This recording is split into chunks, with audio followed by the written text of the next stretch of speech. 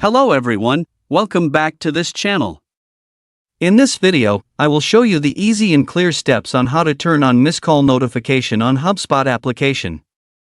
So how to turn on Misscall notification on HubSpot application? Make sure you keep watching this video until the end. Let's get started right away. Firstly, open the HubSpot app on your Android device. This is the initial screen of the HubSpot app. Next, tap the three-line icon at the top left. Tap New Settings. Tap Notifications. Tap Calling menu. And tap Misscall notification. So that's it, tutorial how to turn on Misscall notification on HubSpot application. Thank you for watching.